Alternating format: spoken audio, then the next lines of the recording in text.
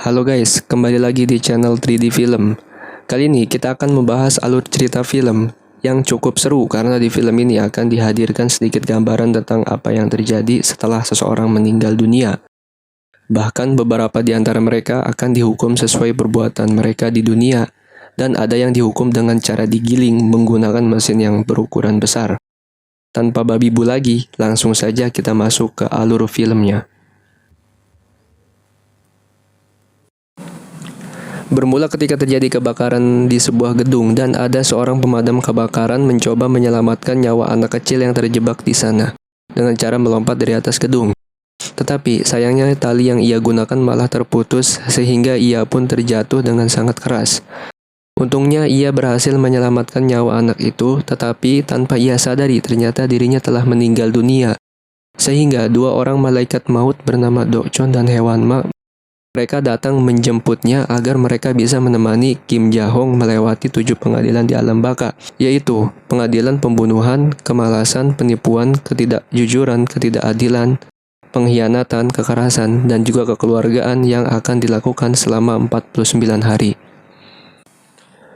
Mendengar hal itu, Kim Ja-hong meminta mereka untuk menunda kematiannya agar ia bisa bertemu dengan ibunya terlebih dahulu. Tetapi sayangnya mereka berdua tak bisa menghidupkan orang yang sudah mati, dan pada akhirnya Kim Ja-hong pun dikirim menuju ke alam baka. Kemudian ketika sudah di alam baka, ia bertemu dengan satu malaikat lainnya bernama Gangrip yang merupakan atasan atau pemimpin dari kedua malaikat tersebut. Karena malaikat maut biasa hidup selama 1 abad terakhir, dan ia berhasil hidup dan masih ada 47 jiwa, dan jika mereka bisa membuat reinkarnasi, maka ia akan menjadi jiwa yang ke-48 yang berhasil. Ternyata Ja-hong merupakan arwah mulia, sehingga kesempatannya untuk bereinkarnasi pun menjadi lebih besar daripada arwah lainnya.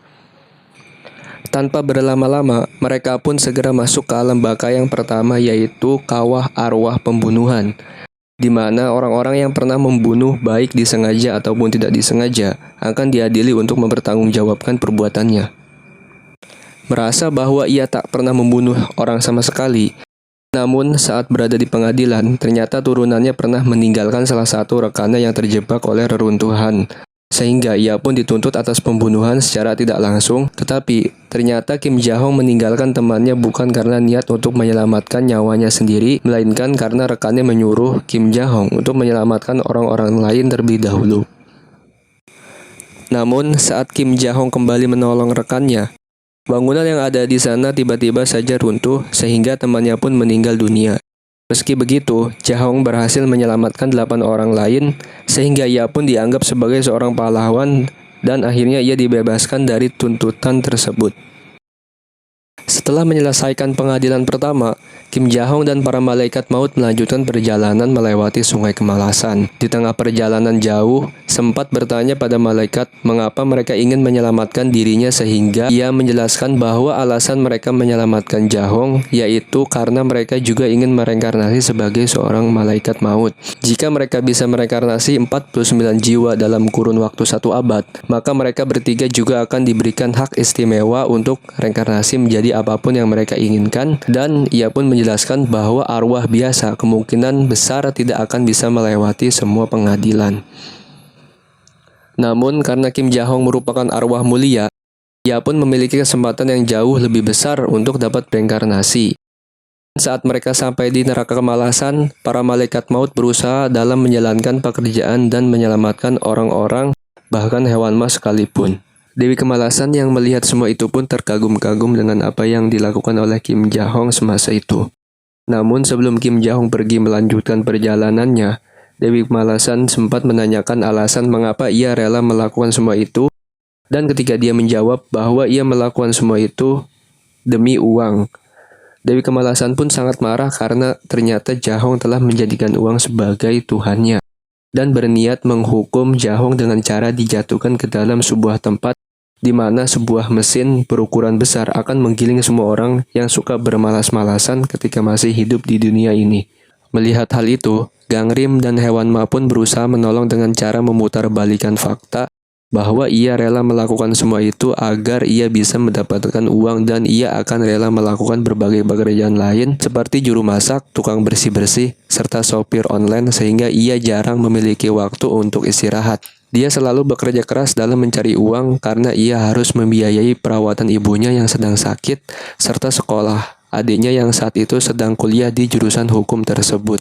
Dewi Kemalasan akhirnya memaafkan Jahong karena ia rela mencari uang demi menghidupi keluarganya yang selama ini hidup di Cina.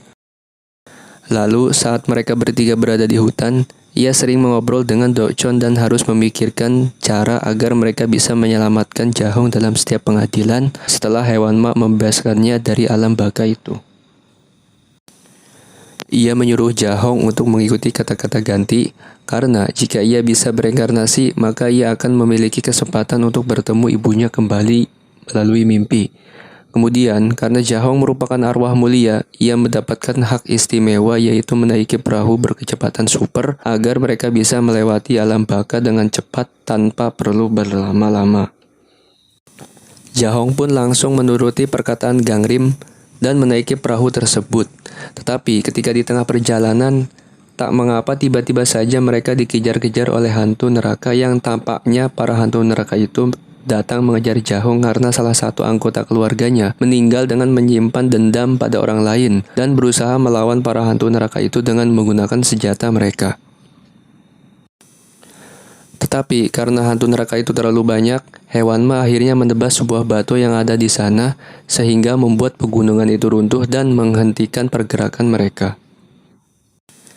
Setelah kejadian itu, Gangrip terpaksa pergi ke dunia manusia untuk mencari siapa anggota keluarga Jahong yang meninggal. Sementara Jahong dan yang lain melanjutkan perjalanan menuju ke tempat dewa ketidakjujuran.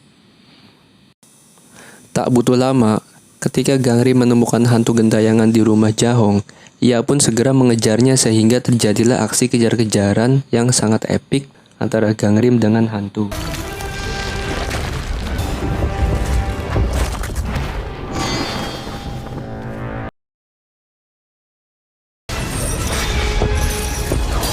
Kemudian, tiba-tiba saja mereka diselamatkan oleh seseorang yang tak lain adalah Raja Yomra, alias yang dulunya pernah memenangkan permainan Squid Game.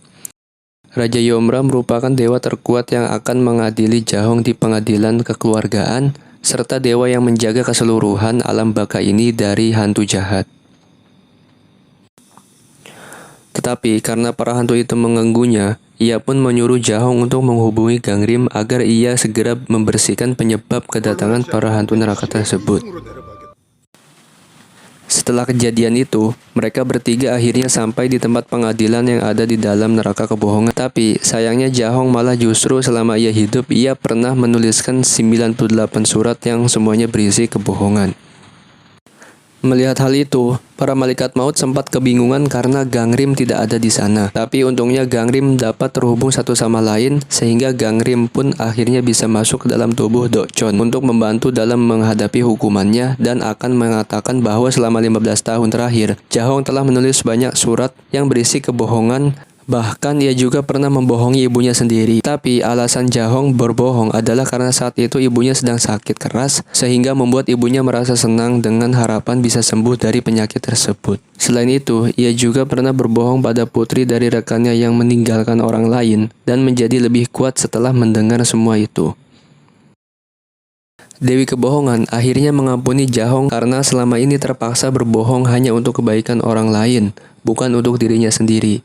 Di sisi lain, Gangrim yang saat itu sedang mencari hantu gentayangan akhirnya mengetahui bahwa ternyata anggota keluarga yang meninggal itu melainkan adiknya yang bernama Chang Hong yang mati karena tak sengaja tertembak oleh salah satu temannya yang bernama Dong saat mereka sedang mengikuti wajib militer. Awalnya masih bisa bergerak dan masih bisa tertolong jika mereka memanggil bantuan medis, tapi sayangnya Letnan Pak yang menangani hal itu justru menyuruh Jeongyeon untuk menghubungkan Sunyong. Mengetahui hal itu, tak ingin kehilangan semangatnya dan saat ia mengetahui bahwa adiknya telah meninggal dunia, sehingga ia pun terpaksa berbohong dengan cara mengatakan bahwa ternyata bukan anggota keluarganya Jahong yang meninggal dan memiliki rasa dendam. Singkat cerita, mereka bertiga sampai di lembah es yang terletak di neraka ketidakadilan. Hewan Ma mengatakan pada Jahong bahwa neraka ini merupakan tempat untuk menghukum orang-orang yang tidak adil semasa ia hidup di dunia. Namun, saat sedang berjalan tanpa mereka sadari, tiba-tiba saja terjadi longsor salju yang sangat hebat, sehingga mereka bertiga berhasil menaiki kereta gantung yang ada di sana tepat waktu, dan mereka pun lolos dari kejaran longsor salju yang sangat hebat tersebut. Tak lama kemudian, mereka akhirnya sampai di pusat neraka ketidakadilan dan bertemu dengan dewa yang ada di sana. Tetapi tak hanya itu, mereka juga melihat orang-orang yang sedang dibekukan.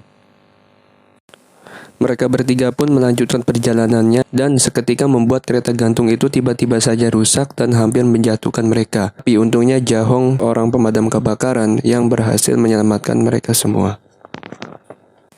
Hewan Ma mengatakan bahwa arwah gentayangan harus segera dihilangkan dan tubuhnya harus segera dibakar karena mereka tak cocok untuk diadili di atas. Akan tapi entah mengapa Gangrim justru menolaknya dan ia berniat untuk menangkap arwahnya meski harus melanggar hukum yang ada di alam baka. Tanpa berlama-lama setelah Gangrim menemukan arwah Suhong, ia pun segera mengejarnya dan pada akhirnya ia berhasil menangkap arwah dengan menggunakan sebuah pedang. Awalnya arwah Suhong menolak untuk ikut bersama Gangrim, tetapi lama-lama ia akan menuruti semua yang dikatakannya. Akhirnya mereka sampai di neraka pengkhianatan, tempat di mana orang-orang yang suka berkhianat itu akan dihukum dengan cara dihancurkan di dalam box kaca.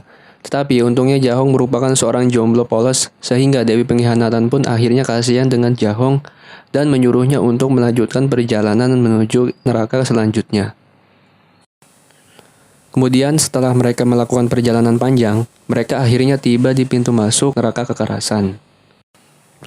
Di sana mereka bertiga pun melompat ke dalam lubang, tapi karena arwah gentayangan masih belum bisa dipastikan, mereka pun terjatuh dengan sangat cepat sehingga menabrak bebatuan yang ada di sana. Namun karena Gangrim berhasil menangkap arwah tergentayangan itu, mereka bertiga akhirnya selamat dari lubang tersebut. Di pengadilan kekerasan, Jahong dituntut karena ternyata saat ia masih SMA, ia pernah memukul adiknya sendiri pada saat itu. Setelah pertengkaran itu, ia justru kabur dari rumah dan tak pernah kembali selama 15 tahun, hingga akhirnya ia meninggal dunia tanpa pernah meminta maaf kepada adik dan ibunya. Dewa kekerasan yang mendengar hal itu, akhirnya memutuskan bahwa Jahong bersalah dan dia harus dihukum di dalam neraka tersebut. Kemudian Gangrim meminta untuk Dokchon untuk melakukan pengadilan gabungan dengan konsekuensi jika Jahong memang dinyatakan bersalah, maka ia akan menerima hukuman ganda, sementara para wali akan dicabut hak istimewa mereka. Kemudian, mereka pergi menuju ke neraka terakhir yaitu neraka kekeluargaan. Tetapi mereka berada di dalam keabadian dan akhirnya menemukan sebuah fakta yang sangat mencengangkan bahwa ternyata Jahong pernah memiliki niat untuk membunuh ibunya sendiri. Dia pun mencoba menjelaskan bahwa saat dulu ibunya sedang sakit keras dan mereka tak memiliki uang sepeser pun, kemudian berniat untuk membunuh ibunya, adiknya, serta dirinya sendiri. Tapi karena saat itu adiknya menyuruhnya berhenti, Jahong akhirnya mengurungkan niatnya dan terbalik memukuli adiknya untuk melampiaskan segala kemarahannya. Kejadian itu membuat Juhong merasa sangat bersalah sehingga ia pun memutuskan untuk pergi dari rumah agar ia bisa bekerja keras dan mencari uang sebanyak-banyaknya. Kim Jahong takut untuk menemui keluarganya, sehingga ia hanya mengirimkan surat saat ia sedang merindukan adik dan juga ibunya. Tak lama setelah itu, tiba-tiba saja pasukan dari pasir datang dan mencoba menyerang mereka bertiga, sehingga Hewan Ma pun mencoba melawan semua pasukan itu, ternyata di dalam dunia nyata, dan tak sengaja melihat ibunya yang didorong oleh Lenan Pak saat ibunya sedang meminta dari para tentara itu. Yang mana hal itu membuat perasaan dendam semakin kuat, bahkan Gangrim pun tak mampu melawan kekuatan Suhong tersebut. Sementara itu, di TKP Gangrim sedang menyelamatkan para tentara yang sedang bertebangan karena terseret oleh kekuatan angin tornado dengan membuka antara gerbang dunia nyata dan alam baka. Hal itu membuat mereka tahu bahwa Jahong sedang berjuang mati-matian untuk menembus segala dosa-dosa yang ia perbuat selama hidup di dunia ini. Tanpa mereka sadari, tiba-tiba saja sesuatu yang berukuran sangat besar muncul dari dalam tanah, dan ternyata itu adalah Raja Yomra yang akan melakukan pengadilan terakhir untuk menentukan apakah Jahong akan dibebaskan atau dihukum di dalam neraka. Namun sayangnya karena Jahong pernah merencanakan pembunuhan terhadap kedua keluarganya, ia pun akhirnya dijatuhi hukuman yang sangat berat dan berusaha membela mati-matian sehingga membuat Raja Yomra dan menunjukkan sebuah kebenaran di balik kasus Jahong yang hendak membunuh ibunya. Ternyata ibunya saat itu sadar dan mengetahui seluruh kegiatan yang terjadi di malam tersebut dan membiarkan hal itu terjadi karena ia sadar bahwa dirinya tak bisa berbuat apa-apa, hanya berharap agar anak-anaknya bisa hidup dengan bahagia. Tetapi saat ibunya tahu bahwa Jahong pergi dari rumah, ia pun mengubur ingatan pada malam itu jauh di dalam hatinya sambil berharap agar Jahong kembali pulang ke rumah karena kasih sayangnya pada kedua anaknya itu jauh lebih besar daripada dirinya sendiri. Setelah mendengar hal itu, Jahong pun menangis sambil meminta maaf kepada Raja Yomra bahwa ia akan menerima hukuman apapun asalkan dia bisa menemui ibunya lagi untuk terakhir kalinya. Kemudian Jahong ingin meminta maaf yang sebesar-besarnya pada ibunya, tetapi sayangnya hanya Raja Yomra yang bisa mengabulkan hal itu. Dan dia juga memarahi Jahong karena selama 15 tahun ini, Jahong tak berani meminta maaf kepada ibunya saat ia masih hidup. Kemudian tiba-tiba saja terdengar suara ibunya karena ternyata saat ini Gangrim, Hewanma, dan juga Suyong sedang mengunjungi mimpi sang ibu dengan menggunakan kekuatannya. Akhirnya Hewanma mengatakan semua kebenaran tentang Jahong yang selama ini tak bisa pulang karena ia merasa bersalah kepada mereka karena berbuat seperti itu. Jahong selalu mengirimkan uang sehingga mereka bisa hidup dengan layak. Bahkan Suyong pun mampu menyelesaikan kuliah umumnya. Mereka berdua tak bersalah karena selama ini dirinya tak bisa melakukan apa-apa untuk membahagiakan kedua anaknya yang sangat dia cintai.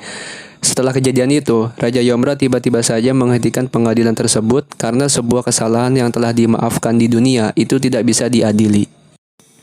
Karena mereka telah membebaskan Jahong dari rasa bersalah yang telah menghantuinya selama bertahun-tahun masuk ke alam baka, kemudian mereka pun menjadi arwah yang ke-49 yang akan bereinkarnasi. Selain itu, ia juga memiliki beberapa pertanyaan pada Raja Yomra. Mengapa sebelumnya ia memberikan ujian dengan cara menyamar sebagai Hewanma? Tapi sebelum itu ia sempat mengantarkan sebuah paket milik Jahong yang di dalamnya berisi rice cooker serta surat permintaan maaf kepada ibunya yang telah ditulis oleh Jahong sebelum ia meninggal dunia. Singkat cerita, esok pun tiba. Kemudian Gangrim pergi bersama Suhong dan yang lain menuju tempat Raja Yomra, tetapi karena di sana banyak prajurit pasir yang mencegat mereka, sehingga mereka pun terpaksa melawan para prajurit pasir itu. Pada dasarnya semua orang pernah melakukan sebuah kesalahan karena pada dasarnya semua orang tidak ada yang sempurna. Selain itu, jangan pernah kita berbuat jahat pada ibu kita sendiri karena merekalah yang telah melahirkan dan membesarkan kita semua dengan penuh perjuangan hingga kita menjadi seperti ini. Oke, kita cukupkan untuk video kali ini. Semoga kalian terhibur. Jangan lupa untuk klik tombol subscribe dan nyalakan loncengnya agar kalian tidak ketinggalan dengan video-video terbaru. Wassalamualaikum warahmatullahi wabarakatuh.